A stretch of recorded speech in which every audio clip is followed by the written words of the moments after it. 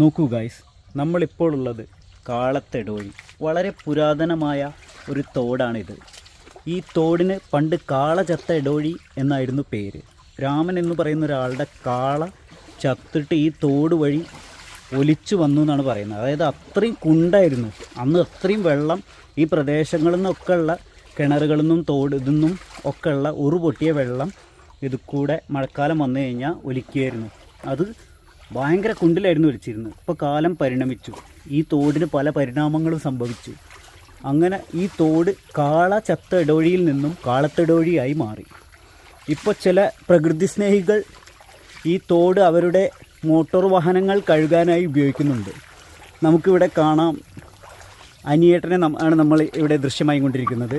അനിയേട്ടൻ പുതിയ വണ്ടിയൊക്കെ എടുത്തു. അപ്പോൾ കുറച്ച് അനിയേട്ടൻ എത്രയായി വണ്ടി എടുത്തിട്ട്? 9 മാസമായി. അപ്പോൾ പുതിയ വണ്ടിയാണ്. ഈ വണ്ടി കഴുകാൻ വേണ്ടി കൊടുന്നതാണ്. ഇപ്പോൾ വീട്ടിൽ വെള്ളം, അതെന്താ വെച്ചാൽ വീട്ടിലത്തെ വെള്ളം മറ്റേ നമ്മൾ ഈ കുഴൽക്കിണറത്തെ വെള്ളമാണ്. അപ്പോൾ ആ വെള്ളം കൊണ്ട് കഴുകുമ്പോൾ ഇതിൻ്റെ പെയിൻറ്റിനും കാര്യങ്ങൾക്കൊക്കെ ചെറിയ പ്രശ്നങ്ങൾ വരുന്നുണ്ട് എന്നാണ് മൂപ്പര് പറയുന്നത്. അതുകൊണ്ട് വളരെ റിസർച്ച് നടത്തി നോക്കുമ്പോൾ നമ്മൾ അറിയണത് ഈ ഉറുവെള്ളത്തിൽ കഴുകിയ ആ കളർ കംപ്ലീറ്റ് ക്ലിയർ ആവും. അപ്പോൾ ഇവിടുന്ന് ഇപ്പോൾ നിറയെ ആൾക്കാർ ഈ വെള്ളം പല സ്ഥലത്തേക്കും കൊണ്ടുപോകും ബോട്ടിലാക്കി ഗ്ലാസ് കഴുകാനായിട്ട്. കാരണം ഈ വെള്ളത്തോണ്ട് കഴുകി കഴിഞ്ഞപ്പോൾ ഇത് വരുമ്പോൾ ഭയങ്കര പുള്ളിയായിട്ടുണ്ട്. ഉറുവെള്ളത്തിൽ കഴുകി കഴിഞ്ഞാൽ കംപ്ലീറ്റ് പുള്ളി. അപ്പൊ ഞങ്ങള് ഫ്ലിപ്കാർട്ടിലൊക്കെ സെർച്ച് ചെയ്ത് നോക്കുമ്പോൾ അതിന് 800-900 രൂപയാണ് ഒരു ബോട്ടലിന് കെമിക്കലിന്. പക്ഷെ ഇപ്പൊ എനിക്ക് വെറും നിസ്സാരമായ 5 രൂപ ഷാമ്പു കൊണ്ട് കഴുകി. അതാണ് സംഭവം. എന്താ വെച്ചാൽ ഈ വെള്ളം കാണുമ്പോൾ നമുക്കൊരു പുച്ഛം തോന്നുമെങ്കിലും വളരെ ഇത് കിണറുകളിൽ നിന്ന് ഉറുപൊട്ടി വരുന്ന വെള്ളമാണ്. അത്ര ക്രിസ്റ്റൽ ക്ലിയർ വെള്ളമാണ്. അപ്പോൾ നമ്മുടെ പ്രകൃതി സോഴ്സുകൾ ഉപയോഗിച്ചിട്ട് വണ്ടി എങ്ങനെ വൃത്തിയായിട്ട് കഴുകുക എന്നുള്ളതാണ് ഇപ്പോൾ നമ്മളിവിടെ കണ്ടുകൊണ്ടിരിക്കുന്നത്. നമുക്കിപ്പോൾ ഈ വണ്ടീനെ പറ്റിയിട്ടുള്ളൊരു റിവ്യൂ ആണ് ഇന്നത്തെ വീഡിയോ. വണ്ടി കഴുകൽ മാത്രമല്ല, ഈ വണ്ടി ഇപ്പോൾ 9 മാസമായില്ലേ ഉപയോഗിക്കൽ തുടങ്ങിയിട്ട്. ഇതിൻ്റെ റിവ്യൂ, ഇതിൻ്റെ സ്പെക്ക്, കാര്യങ്ങൾ, എന്തൊക്കെ പ്രശ്നങ്ങൾ വന്നു, മെയിൻ്റെനൻസ് എങ്ങനെയുണ്ട്, എക്സ്ട്രാ ഫിറ്റിങ്ങുകൾ എന്തൊക്കെ ചെയ്തു എന്നുള്ളതാണ് നമ്മൾ ഇന്നത്തെ വീഡിയോ. അപ്പോൾ അനിയേട്ടോ, എന്തുകൊണ്ട് വാഗണാർ? മറ്റു പല ഓപ്ഷൻ ഉണ്ട്. ഇപ്പോൾ ഇതിപ്പോൾ ഫുൾ ഓപ്ഷൻ അല്ലേ ഇപ്പോൾ ഈ മോഡൽ? ഇപ്പോൾ എത്ര രൂപയായി ഇപ്പോൾ ഇതിന് ഏകദേശം എക്സ്ട്രാ ഫിറ്റിംഗ് ഒക്കെ അടക്കം? 8-12 വണ്ടിയുടെ വില. വണ്ടിയുടെ എല്ലാം showroom rate 8-12 registration. Extra fitting എല്ലാം കൂടിയിട്ട് 62,000. അതെല്ലേ? എക്സ്ട്രാ ഫിറ്റിംഗ് പറഞ്ഞാൽ നമുക്ക് നമ്മൾ ചെയ്യുന്നതനുസരിച്ചിരിക്കും. ചില സാധനങ്ങൾ വേണ്ടെന്ന് പറഞ്ഞാൽ പൈസ കുറയും. പല സാധനങ്ങളും ആവശ്യമുള്ളതും ആവശ്യമില്ലാത്തതൊക്കെ ഉണ്ട്. അത് നമുക്ക് വേണമെങ്കിൽ എടുക്കാം. ഞങ്ങളത് എല്ലാം എന്തൊക്കെയാ വണ്ടിക്ക് ഉള്ളത് അതൊക്കെ ഫിറ്റ് ചെയ്തു. അതെല്ലേ? എല്ലാം ഷോറൂം ഫിറ്റിംഗ് ആണ്. പുറത്തുനിന്ന് ഫിറ്റ് ചെയ്താൽ അവർ പറയണത് വാറണ്ടിയിൽ ബാധിക്കും. പിന്നെ ഇതിന് സർവീസിനടക്കം ഇൻഷുറൻസ് ചെയ്തിട്ടുണ്ട്. 1 year ഇൻഷുറൻസ് കിട്ടും അതിന്. നമുക്ക് എന്തെങ്കിലും ചെറിയ പൊട്ടൽ വീട്ടിലൊക്കെ മാറ്റി തരും. അപ്പോൾ എന്തുകൊണ്ട് വാഗണാർ? അതാണ് എൻ്റെ ചോദ്യം. ആദ്യമായിട്ടാണ് ഞങ്ങൾ വണ്ടി യൂസ് ചെയ്തിരുന്നത് ഒരു 7 വർഷമായിട്ട് ഇയോൺ ഇറ പ്ലസ്. വണ്ടി നല്ല വണ്ടി തന്നെയാണ്. പക്ഷെ അതിപ്പോ നമ്മള് വേറെ സ്ഥലത്തേക്ക് വീട് മാറി നോക്കുമ്പോൾ അവിടെ ഭയങ്കര കയറ്റാണ്. പിന്നെ അത് മാനുവലാണ്, ഇത് ഓട്ടോമാറ്റിക് ആണ്. മാനുവലിൽ നിന്ന് ഓട്ടോമാറ്റിക് മാറാൻ നോക്കുമ്പോൾ നമ്മളൊരു 1000 cc മേലുള്ള വണ്ടി നോക്കി. അപ്പൊ നോക്കുമ്പോൾ 1000 cc നമ്മുടെ ബഡ്ജറ്റിന് പറ്റിയൊരു വണ്ടിയാണ് വാഗണർ. കാരണം ആ ഇതില് പല വണ്ടികളും ഉണ്ട്. പക്ഷെ വാഗണർ നമുക്ക് മൈലേജും കാര്യങ്ങളും, അതേമാതിരി മെയിൻ്റനൻസ് കുറവാണ്, റീസെയിലുള്ള വണ്ടിയാണ്. അതൊക്കെയാണ് അതുകൊണ്ടാണ് അതിലേക്ക് മാറാൻ കാരണം. അല്ല നമ്മൾ അതിന്റെ ടെസ്റ്റ് ഡ്രൈവിന് വന്ന് വണ്ടി നമ്മുടെ കയറ്റത്ത് നിർത്തിയിട്ട് വണ്ടി ഓടിച്ചു. അത്രയും ഭയങ്കര ഹിൽസ് ആയിട്ടുള്ള ഒരു സ്ഥലമാണ്. പക്ഷെ അത് ഓടിച്ചു നോക്കുമ്പോ നമുക്കത് നല്ലൊരു പെർഫോമൻസ് ആ വണ്ടി തന്നു. ബാക്ക് ഇറങ്ങാതെ ഹിൽ ഹോൾഡ് അത് ഒരു മിനിറ്റോളം കഷ്ടി നമ്മൾ ആ ബ്രേക്കിൽ നിന്ന് കാലെടുത്ത് ആക്സിഡന്റ് കൊടുക്കുന്ന ടൈം അവിടെ ഉണ്ട്, നിൽക്കും. അതാണ് അതിന്റെ ഫുള്ള് ഇതിലെ. അതിന് പ്രശ്നങ്ങൾ വരികയാണെങ്കിൽ നമുക്ക് കമ്പനി അത് റീപ്ലേസ് ചെയ്ത് തരും. അതൊക്കെ അവർ പറഞ്ഞുകൊണ്ട് നമ്മൾ അതിലേക്ക് പോയത്. അപ്പോൾ നമുക്ക് ഇനി നേരെ വണ്ടിയുടെ ഉള്ളിലേക്ക് കയറിയിട്ട് ബാക്കിയുള്ള കാര്യങ്ങൾ ചോദിച്ച് മനസ്സിലാക്കാം. ഇപ്പോൾ അനിയേട്ടൻ്റെ ഒരു യൂസർ റിവ്യൂ എന്താണ്? ഇപ്പോൾ ഇത് ഉപയോഗിച്ചിട്ട് ഇപ്പോൾ 9 മാസമായല്ലോ ഉപയോഗിക്കണത്.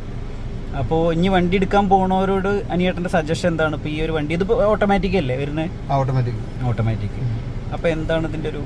ഇതിന്റെ എന്താ വെച്ചാല് നമുക്ക് യൂസ് ചെയ്യാൻ പറ്റിയിട്ട് നല്ലൊരു വണ്ടിയാണ്. പിന്നെ വണ്ടിയുടെ ഉള്ളിൽ നല്ല സ്പേസ് ഉണ്ട്. നമുക്ക് വേറെ ട്രാവൽ ചെയ്യണമെങ്കിൽ ബാഗൊക്കെ കൊണ്ടുപോകണമെങ്കിൽ 2 ട്രോളി ബാഗ് വെക്കാൻ ഡിക്കില് അത്ര സ്പേസ് ഉണ്ട്. പിന്നെ ബാക്കിലിരിക്കുന്ന ആൾക്ക് നമ്മൾ സീറ്റ് എത്ര ബാക്കിലേക്ക് വലിച്ചിട്ടാലും അത്യാവശ്യം സ്പേസ് ഉള്ള. ഞാൻ എന്റെ സീറ്റ് ഫുള്ള് വലിച്ചിട്ടാണ് ആ സീറ്റ് വലിക്കാണ്ട് ബാക്കിലേക്ക്.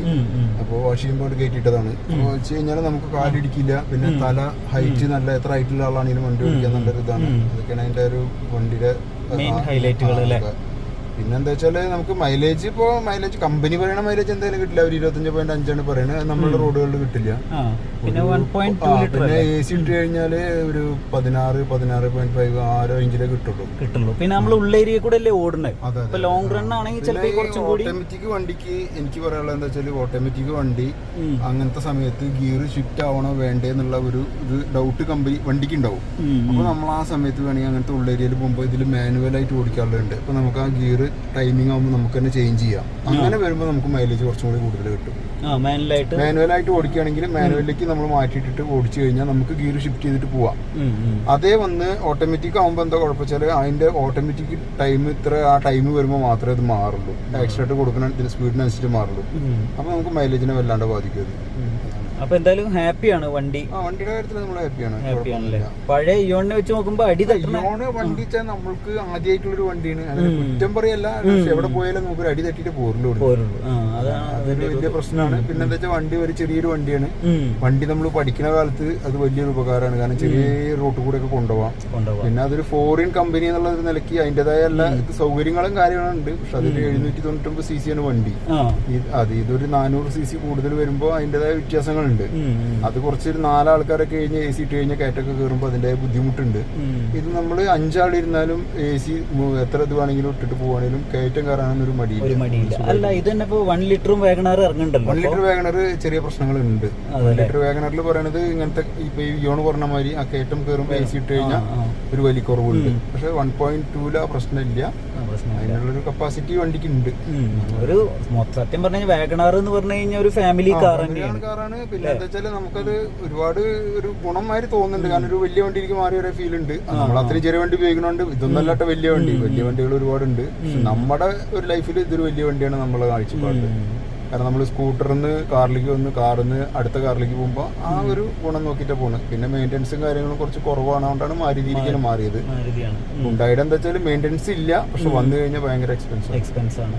ഇപ്പൊ നമ്മൾ ഈ ഒരു ബഡ്ജറ്റിൽ ഇപ്പൊ ഒരു 8 ലക്ഷം ആ ഒരു ബഡ്ജറ്റിൽ ഇപ്പൊ പല വണ്ടികളും ഉണ്ട് നമുക്ക്. ഹുണ്ടായിയുടെ തന്നെ ഒരു 8-9 കൊടുത്തു കഴിഞ്ഞാൽ i10 കിട്ടും. 20 കിട്ടില്ല, i10 കിട്ടും. പക്ഷെ ഈ ഫെസിലിറ്റീസ് കൂടി വരുമ്പോൾ അത് 10ന്റെ മേലെ വരും.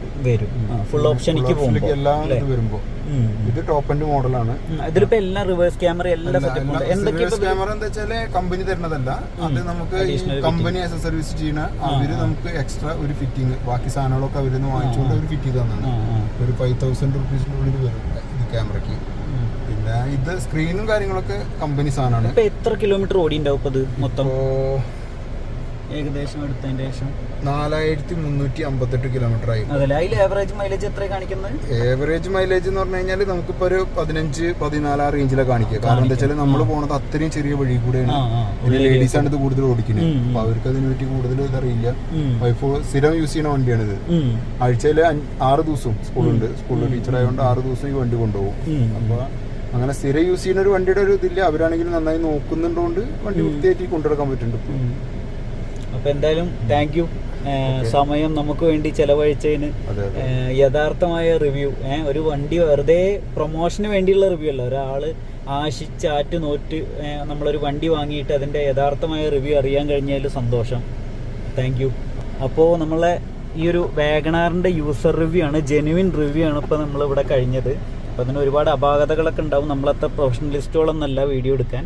ഇതിപ്പോൾ നമ്മളെ പരിചയത്തിലുള്ള ആള് നമ്മളെ സ്വന്തം ഏട്ടൻ വാങ്ങിയ വണ്ടിയായതുകൊണ്ട് നമ്മൾ മൂപ്പരടുത്ത് നിന്ന് തന്നെ നേരിട്ട് ചോദിച്ച് മനസ്സിലാക്കിയെന്നുള്ളൂ. അപ്പോൾ എന്തായാലും thank you for watching. Thank you.